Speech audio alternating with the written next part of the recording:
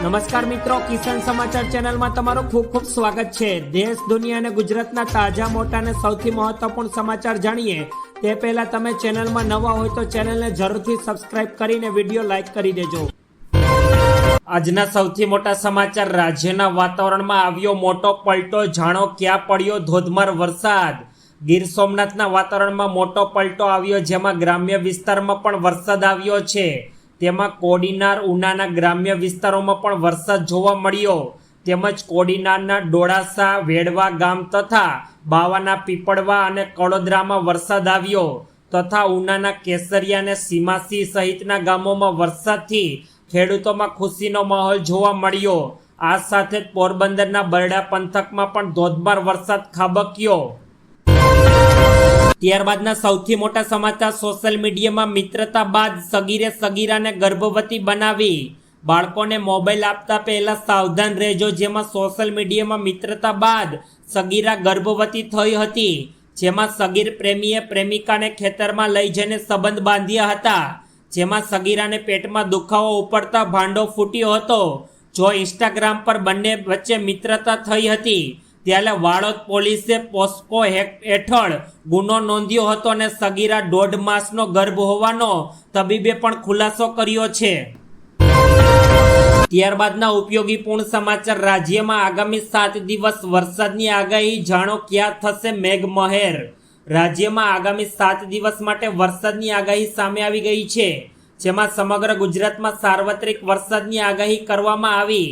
ક્યાંક ભારે, ક્યાંક અતિ ભારે વરસાદની આગાહી કરાઈ છે, જેમાં દક્ષિણ ગુજરાતમાં અતિ ભારે વરસાદની આગાહી સાથે દક્ષિણ સૌરાષ્ટ્રમાં પણ અતિ ભારે વરસાદની આગાહી કરવામાં આવી છે। ત્યારબાદના બીજા અગત્યપૂર્ણ સમાચાર। અમદાવાદમાં મોન્ટુ નામદાર ફરાર। અમદાવાદમાં વર્ષ 2022માં થયેલ હત્યાના કેસમાં કુખ્યાત આરોપી મોન્ટુ નામદાર ફરાર થવા મામલે મોટા સમાચાર સામે આવ્યા, જેમાં ગઈકાલે આરોપી મોન્ટુ જેલમાંથી ફરાર થઈ ગયો હતો। આ મામલે હવે જવાબદાર પોલીસ કર્મી પર કડક કાર્યવાહી કરવામાં આવી રહી છે।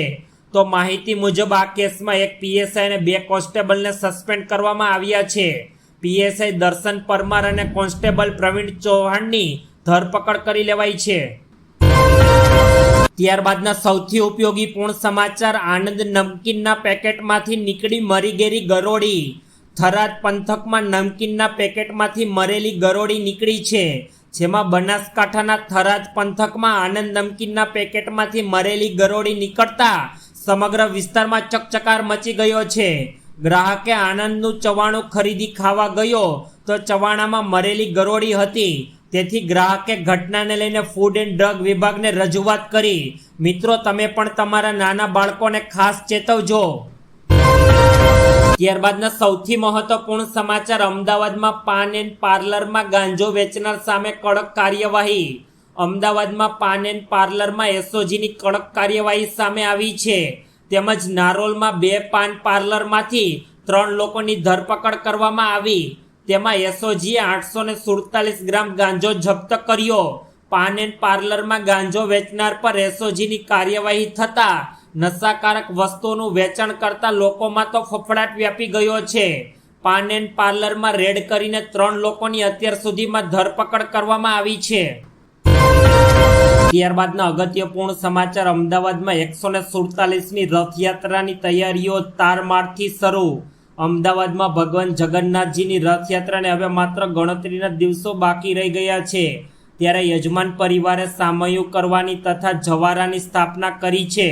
ભગવાન જગન્નાથજી, સુભદ્રાજી અને બલરામજીના વાઘા, ઘરેણા સહિતની લાખેરીનું મામેરું કરશે તથા યજમાન પરિવારના ઘરેથી ભગવાનની પધરામણીને લઈને આતુરતા જોવા મળી છે। જવારા, મહેંદી, ભજન સંધ્યા સહિતનું યજમાનના ઘરે આયોજન તૈયાર કરી લેવાયું છે।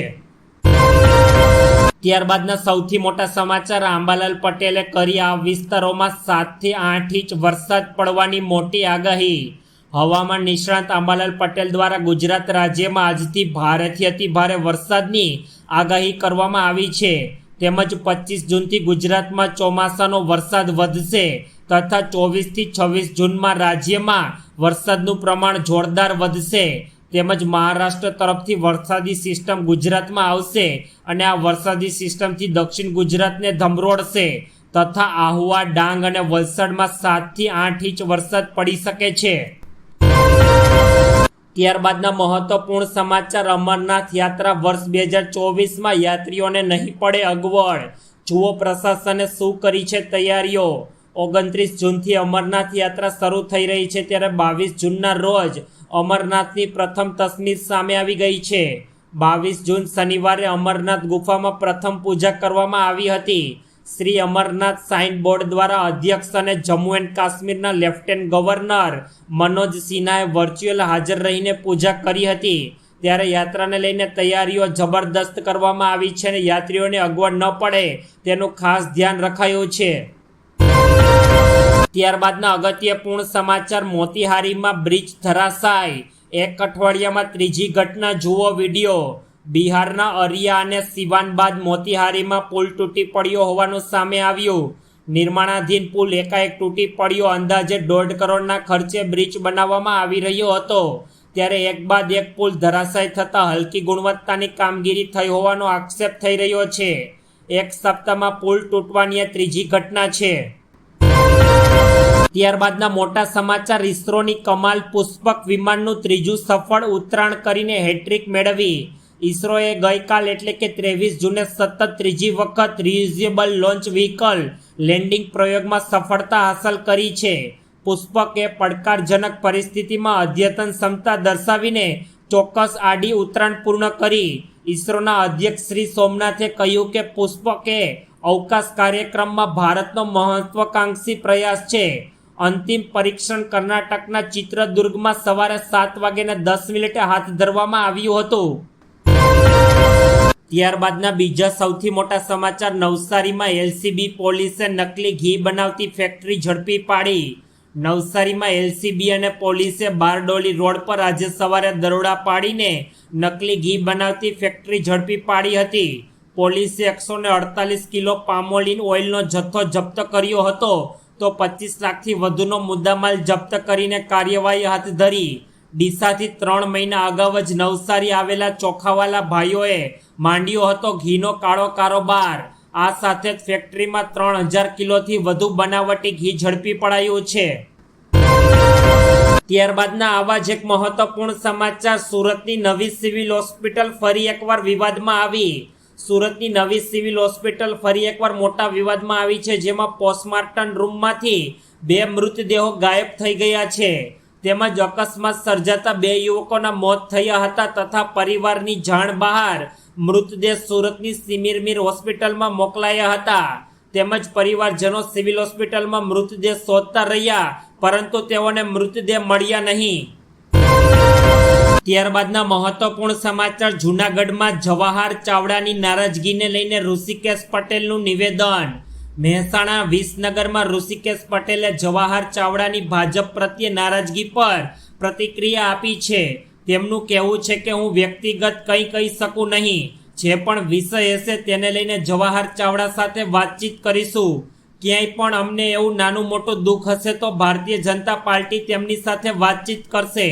ઘર હોય એમાં 2-4 લોકો વિરુદ્ધ આવી વાતો થતી હોય, ત્યારે આવડી મોટી પાર્ટી છે ત્યારે બધું જ યોગ્ય થશે। ત્યારબાદના વધુ અગત્યપૂર્ણ સમાચાર, સુરતમાં ટ્રાફિકને લઈને ભીડ સર્જાતા લોકોએ નવો જુગાડ અપનાવ્યો। ટ્રાફિકથી બચવા માટે મિત્રો સુરતીઓએ તો ભારે કરી, જેમાં ટ્રાફિકથી બચવા વાહન ચાલકો બીઆરટીએસ ટ્રેકમાં ઘૂસ્યા છે, જેમાં ટ્રાફિકને લઈને ભીડ સર્જાતા નવો જ જુગાડ અપનાવાયો। પર્વત પાટિયા વિસ્તારમાં લોકો બીઆરટીએસ ટ્રેકમાં ઘૂસી ગયા। ટ્રાફિક સિગ્નલનો ચુસ્ત અમલ થતાં ટ્રાફિકની સમસ્યા ઓછી થઈ નથી,